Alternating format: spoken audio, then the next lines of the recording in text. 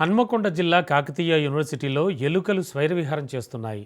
Sammakka Saralamma girls హాస్టల్లో విద్యార్థినులను ఎలుకలు కరిచి గాయపడ్డారు.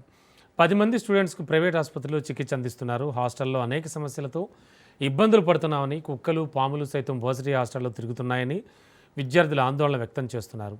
హాస్టల్స్ పరిసరాలను శుభ్రం చేసి కిటికీలకు మెస్ డోర్లు బిగించాలని వర్సిటీ హాస్టల్స్ అధికారులకు ఎన్నిసార్లు ఫిర్యాదు చేసినా పట్టించుకోవడం లేదని ఆరోపిస్తున్నారు. ఈ విషయంపై స్పందించిన దిశ ఎస్ఎఫ్ఏ జిల్లా అధ్యక్షుడు స్టాలిన్ వర్సిటీ సమస్యలపై అధికారుల దృష్టి సారించాలని డిమాండ్ చేశారు.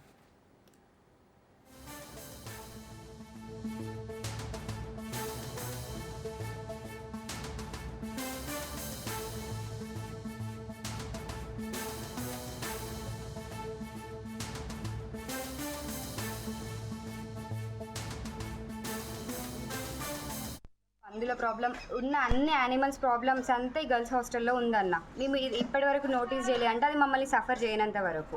ఒక్క రోజే థర్స్డే నైట్ మా రూమ్లో 11 మెంబర్స్ని గడిచిందన్న, మా ఫ్రెండ్స్ని. అందరూ టీటీ ఇంజెక్షన్స్ కోసము ప్రైవేట్ హాస్పిటల్స్కి, గవర్నమెంట్ హాస్పిటల్స్ చుట్టూ తిరిగినారు.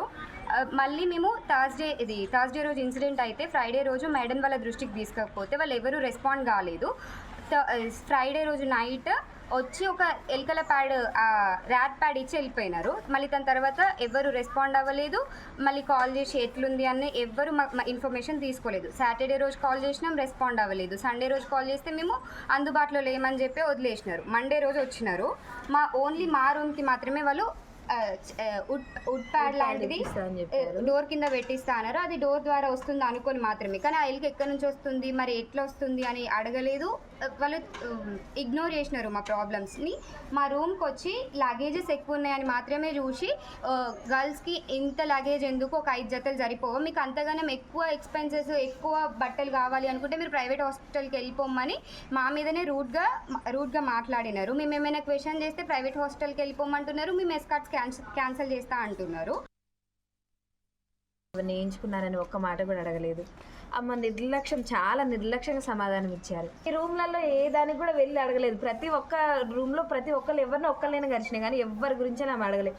మా దాంట్లో వచ్చి మెయిన్ సమస్యని పక్కకు నెట్టి ఆమె లగేజ్ బాగాలేదు, ఇంతమంది అంతంతమందిని ఒక రూమ్కి 20 మందిని 18 మందిని వేస్తే అంత మాత్రం ఉంటుంది. అట్లా మేము బాగా అడ్జస్ట్ అవుతున్నా కూడా మళ్ళీ మమ్మల్ని అనడం మాకు నచ్చలేదు.